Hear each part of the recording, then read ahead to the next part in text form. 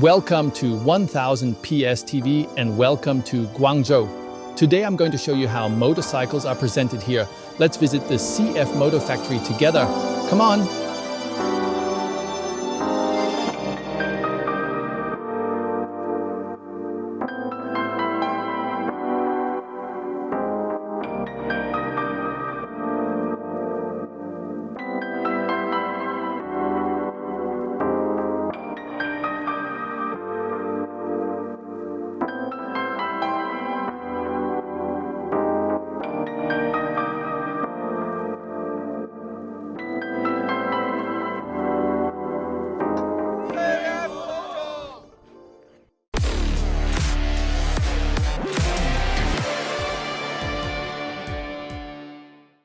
Many of you probably know CF Moto because of their ATVs, and that's what they're known for. And in most European countries, they are actually market leaders with a market share of around 40 to 50%. In recent years, CF Moto has also made a name for itself in German-speaking countries and elsewhere in Europe, thanks to their big capacity bikes, although the company actually started out in the motorcycle sector. They began by manufacturing engine components, then moved on to two-wheelers, with quad bikes only coming later. Here in their home market of China, they are of course also market leaders. And in Europe, as mentioned, they are mainly known for their ATVs. They have a very large dealer network in that area too. They operate across several factories and are involved in various joint ventures. This here is their headquarters. We are roughly 2.5 hours south of Shanghai. Interestingly, this city has around 11 million inhabitants, and I have to admit I had never heard of it before. It's a bit ignorant of me really, how little we actually know. And when I took the tour through the company earlier, I was genuinely surprised by how much I didn't know, especially when I learned about the company's history. For example, over there is an ATV with the number 1 million on it. That means they've already produced and sold 1 million units. That really impressed me. Now let's take a look at the showroom together. There are some pretty exciting models in there. And I'm thinking, mate, these absolutely need to make their way to Europe. Some of them we already know, but some are completely new to us. Come on, let's go. All right, folks, now I'm showing you around inside. It's basically an ATV, but on the inside it looks more like a car. Just look at this. I think it's got air conditioning and all the extras, so the foresters, hunters, and national park rangers can feel comfortable. I believe it even has Apple CarPlay and Android Auto, yeah? And of course, full air conditioning, the whole lot, so they can properly cruise through the national park in comfort. Let's check out the features. Okay, I'm none the wiser than before. Here you can see a little map with all the different CF Moto facilities. This here is the main hub. Earlier we were watching the production live on the factory cams. Really fascinating, like a mini control center. And of course, they manufacture the engines themselves here as well as the complete vehicles, both motorcycles and UAVs, meaning ATVs. And just over there, maybe you can still see it on the other camera angle, they also have a facility in Mexico where they carry out research and development for the ATVs. That site's still under construction, but you can already spot the small test track there. I told them as soon as the test track is finished, they've got to invite me back. I definitely want to come again. Altogether, they employ a little over 8,000 people worldwide. And here in China, their home market, they're active in motorcycles, scooters, and ATVs. That said, the cheap scooters you see everywhere in the streets of Shanghai, that's not really their thing. They're more of a premium brand. Those basic scooters out on the roads, they're practically just a metal frame with an electric motor, and they go for something like $300 or so. But as we're about to see, they're playing in a different league altogether, and that's also clear from the production numbers. Sure, 1 million ATVs sounds like a lot, but those small scooters you see all over the streets are being produced in far, far higher volumes. Anyway, let's take a look at some of the models that CF Moto has rolled off the production line in recent years. Right now, we're basically standing in CF Moto's Hall of Fame. This is where you can see what they've built over the past decades. A few interesting things here. For example, back in 2002, they were already making scooters. They stopped shortly after that and switched over to motorcycles. This one's a bit of a hybrid between a scooter and a bike. I reckon bikes like this would still go down well today. You get decent riding comfort in a motorcycle-style chassis. but with the kind of comfort you'd expect from a scooter. That one's from 2003, so that's already 22 years ago. Then they moved more in the direction of motorcycles. Here's a scooter from 2005. And it wasn't until 2006 that they actually got into ATVs. That's the funny thing. Most of us assume their heritage started with ATVs, but that's not true. They only began making ATVs in 2006, several years after they'd already been producing motorcycles. And of course, just recently they celebrated producing their 1 millionth ATV. They're especially strong with those in North America, Scandinavia, and also Central Europe. As I said, they hold around 40 to 50% market share in all of those regions.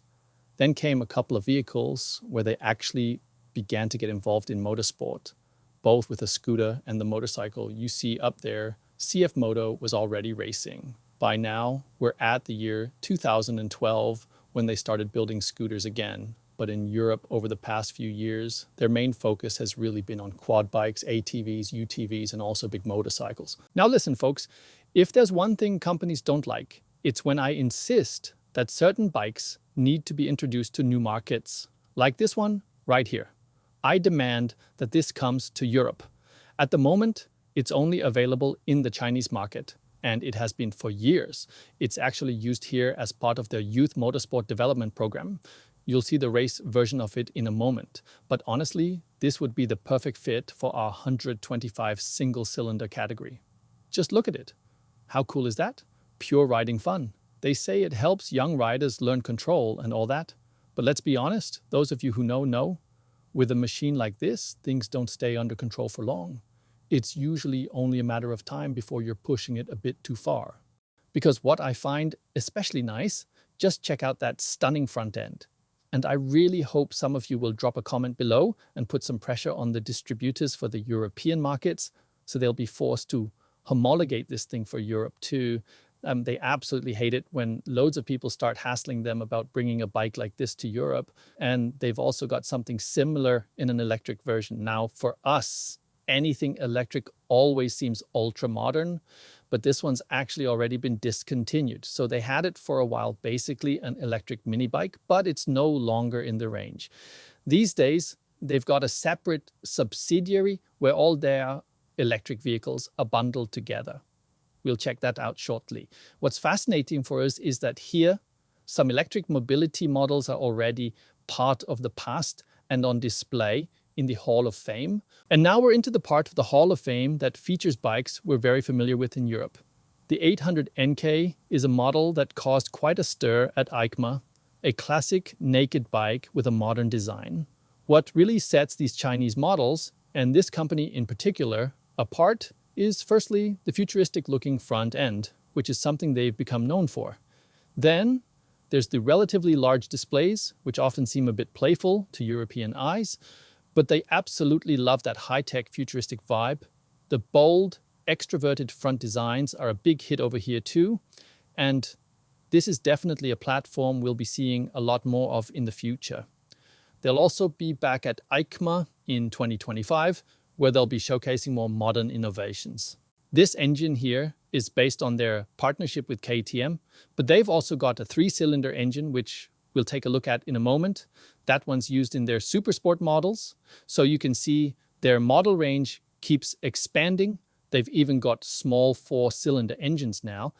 And for the domestic market, they've developed 1,200 engines. Not all of these models are available in Europe, of course, but the variety on display during the tour was genuinely impressive. Right here, we've got a Guinness World Record bike. This one here, a 650 CF Moto, was used by a British-American couple to break the world record here in China. It was for the longest continuous motorcycle tour within a single country, 33,000 kilometers, 33 provinces all across China.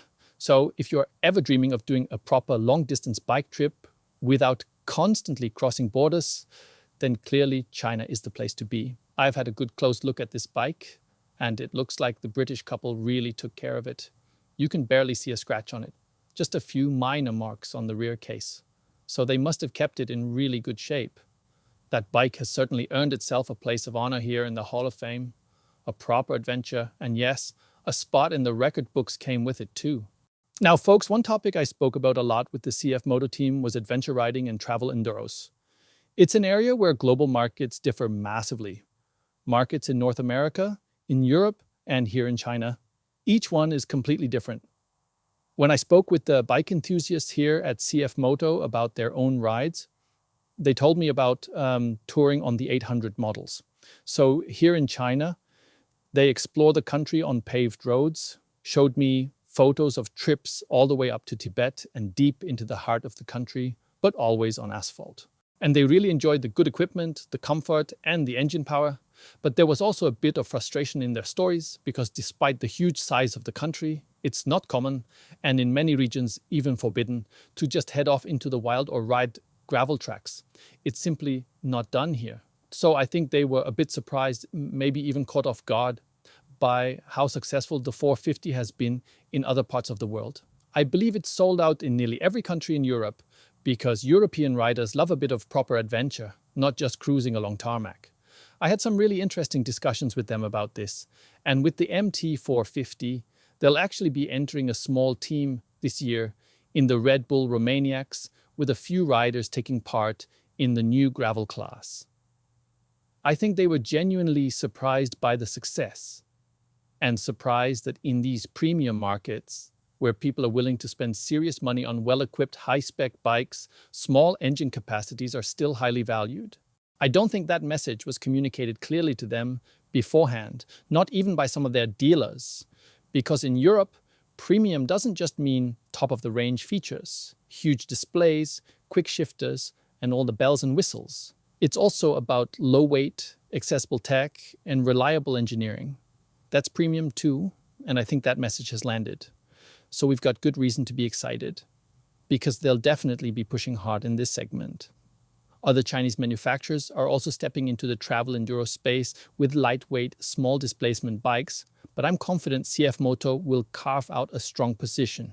They've got a solid distributor network, a dependable support structure behind them, reliable spare parts logistics, and now they're gathering hands-on experience with how the model performs off-road, on gravel.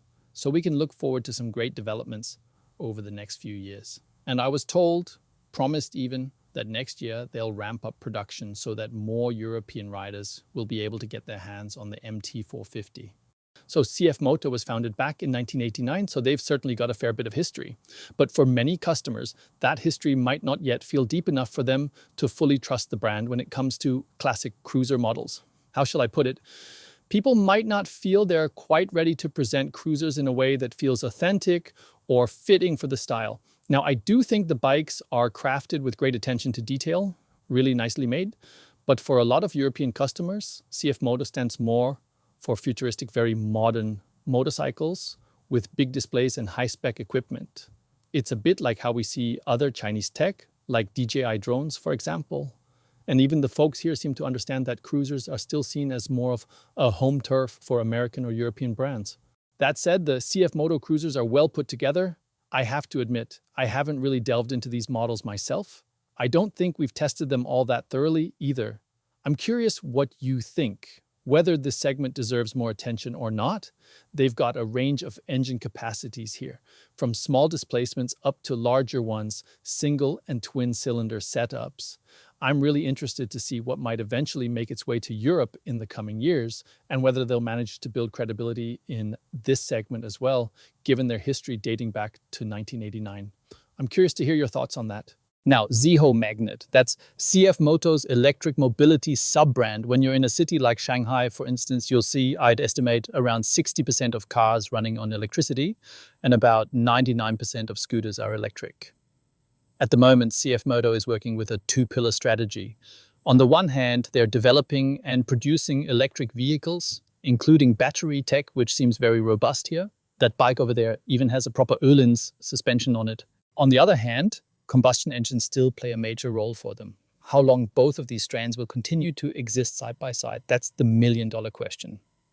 The look on their faces seem to say that's up to the customers to decide. So for now, they're committed to this two-pillar strategy, continuing to evolve in both areas and pushing innovation in both sectors.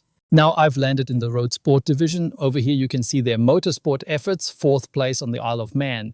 Over there is their MotoGP World Championship bike. And way over on the other side, there's this heartwarming little machine used to support young Chinese racing talents. And honestly, that's exactly what we need back home too. Imagine how much fun you'd have on a supermoto track with that thing. But let's see what's going on with their road bikes. The flagship model, the one many of you already know and which we've tested extensively at 1000 PS, is the 675 SR, a 3-cylinder bike. Interestingly, the 500 isn't as well known, but I think the front design is absolutely brilliant. Apparently, it hasn't caught on in Europe quite like the 675. That 3-cylinder bike performed really well in our tests. And the community was seriously impressed by it. I think we're placing a lot of hope in that model.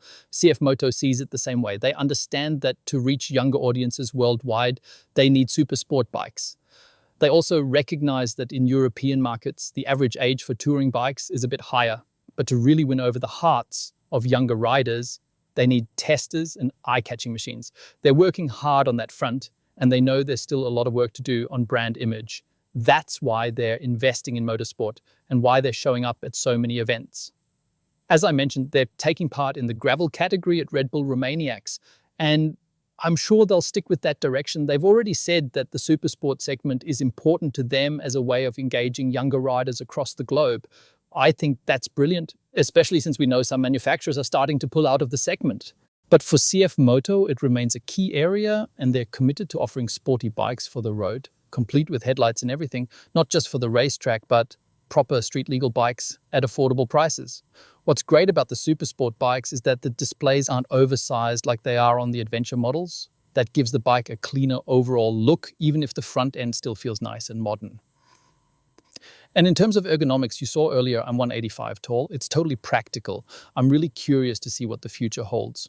And I'm also interested to hear what you all think. Are you still excited about supersport bikes? Or have you already written them off as just a niche for the racetrack? Here are a few impressions from the research and development department.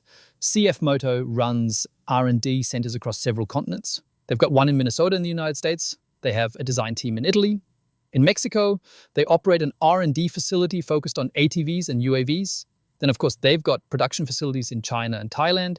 They also have joint ventures with Yamaha and with KTM, where they co-develop and engineer products together. And I just read this up here. Out of their 6,000 employees, 1,200 work in R&D across 5 countries. Some of what we've seen here already looks familiar. Stuff you've likely come across in showrooms. Take this one, for example, a 4-cylinder 500 engine. I think it's still quite unknown in our market. Among the supersport models we looked at earlier, the 3-cylinder 675 is the one that gets all the attention over here. I'd say most of you probably didn't even know they make a 4-cylinder 500, right? Here you can see the suppliers that CF Moto works with in their production processes. And it's quite funny, CF Moto actually started out in the supplier business themselves. They were once a parts supplier for other motorcycle manufacturers.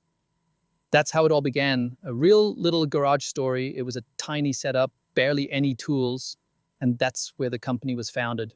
And now they've become a major player with a wide range of 2- and 4-wheeled products. Some of the companies on this list I recognize: tire manufacturers, brake system suppliers, suspension brands. Some names ring a bell, others I've never heard of. But these are the current partners involved in their production. All right, no practice lab, nothing. I'm just going to completely embarrass myself here. At least if we were at the Red Bull ring, I'd know the racing line. Let's jump straight onto the main straight and go for our first crash. Okay, well, that gave them something to laugh at. Right, last place. That's about what I expected. Let's see if they're using the new circuit layout. Mate, this is so hard. I told them I'm a good motorcyclist.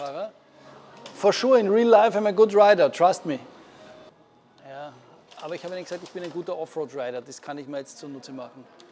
Oh, okay, I think it's better for my image to stop now, yeah? So now I'm inside the main office building. This is where staff take their breaks. Over there, I think I can see a gym or something. We'll take a look in a second. Wow. Yep, this is their in-house fitness center. Their thinking is that they've got to offer something to their employees, probably because of the intense competition between different factories and manufacturers. It's about keeping the best talent on board. Their philosophy is that Since they mainly sell leisure products and stuff that people use for fun outdoors, they want their staff to feel good at work too. They believe that if employees are happy, motivated, and enjoying themselves, then the products they produce will also bring more joy to customers. And that's actually a philosophy shared by several other motorcycle brands too. Many of them put real value on making sure their team members are passionate about bikes and actually ride themselves. From what I've seen here, the people I spoke to were all really proud to show off photos of their own motorbikes. They're clearly proper bike lovers. Now I'm in what you could call a break room for the staff. At the back, there's a little shopping area for gear and accessories, which I found quite interesting too. Back there is the service area. There are, I don't know, maybe 5 employees or something like that. Their only job is to make sure staff are taken care of. So if you're an employee and you've got an issue, this is where you come. The service desk, where they help staff with whatever challenges they might be facing. If you've lost your phone or something like that, they'll sort you out. Now I'm in the inner courtyard just so you get a sense of the layout. Behind me is the office building I just came out of. Yeah, and that's the general layout. We were just in there. Let me pan around with the wide-angle lens. So this is what it looks like here at the CF Moto headquarters.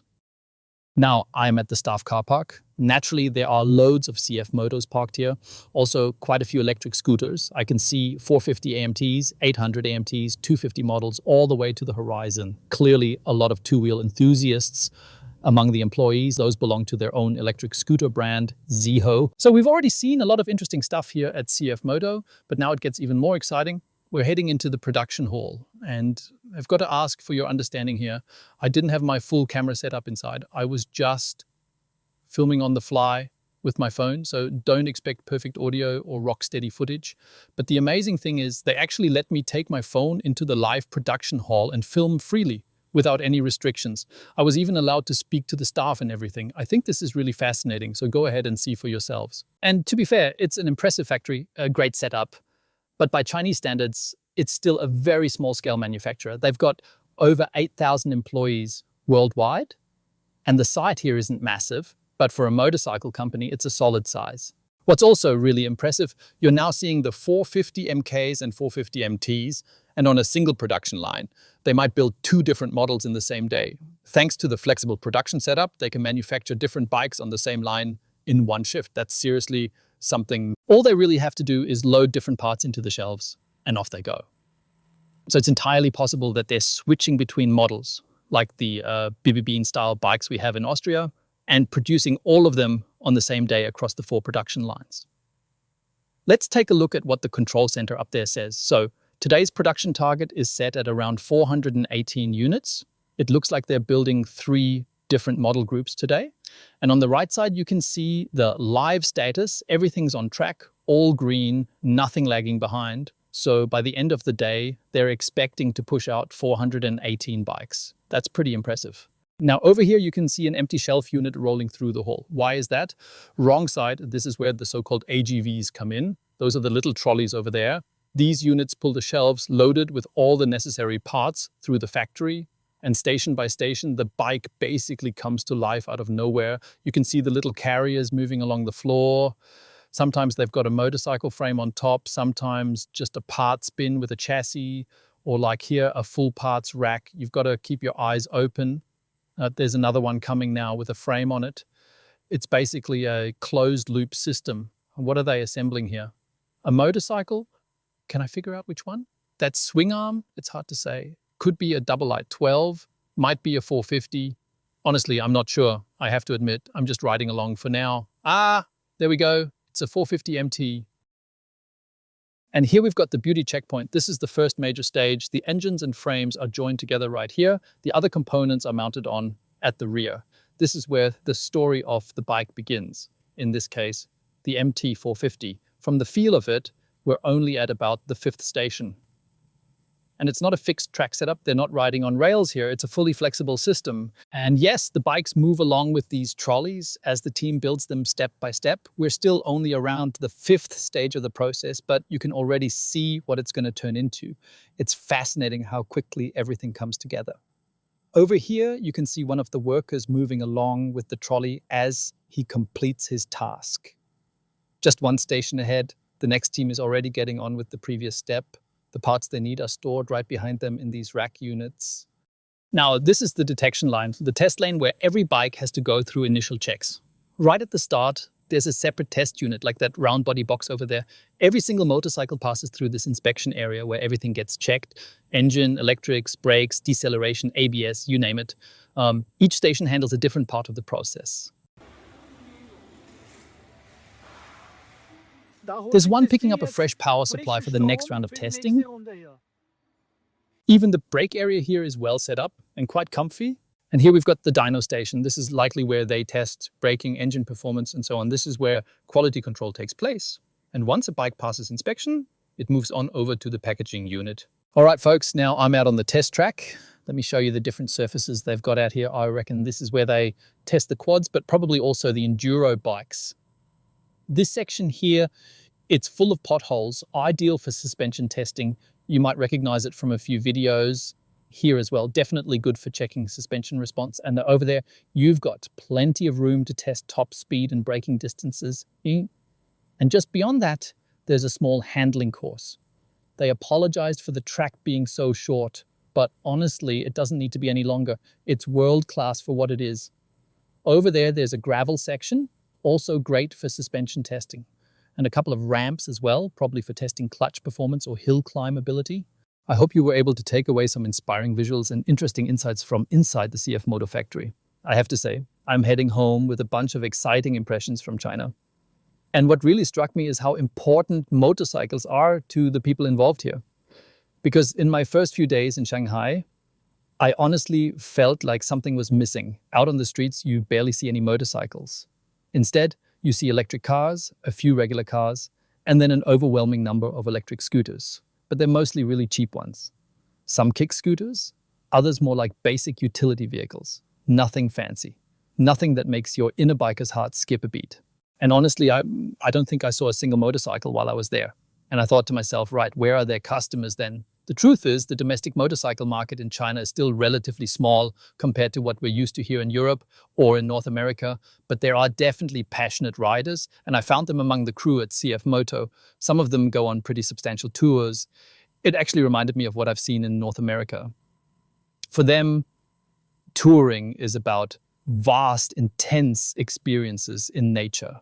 Not blasting through twisty roads, but really immersing themselves in the landscape. That's something they truly love. And they take enormous pride in the different provinces. From a European perspective, China really is like an entire continent in terms of variety. All in all, though, the number of motorcyclists who are actually enjoying riding out there is still relatively small. But the ones who do ride are proper enthusiasts, just like us. And one thing where we had different perspectives, the team at CF Moto places a lot of value on motorsport involvement. They see it as a key factor in building their success in Western Europe and North America, especially in MotoGP and other series. I'm not so sure about that. I think there are markets where motorsport matters a lot, but I also think there are others like Germany, Austria, and Switzerland where you can win people over with solid, well-made products, plain and simple. And the success of the 450 MT proves that point perfectly. That bike is exactly what the market was asking for, right on target. And that's why it's been so successful, motorsport or not. Luckily, they also see it that way. With good products, you can absolutely win. And then motorsport becomes the cherry on top. And in both of those areas, we can definitely expect more from CF Moto in the future. There'll be updates at EICMA. They won't just be maintaining the status quo in motorsport, they're planning to step it up even further. And on the bike side, we can look forward to new engine capacities, new concepts, updates to current models, and some entirely new directions. We'll see more of that in November at EICMA in Milan. Until then, I'd love to hear your thoughts. Drop your comments below and tell us what kind of motorcycle you'd like to see from CF Moto.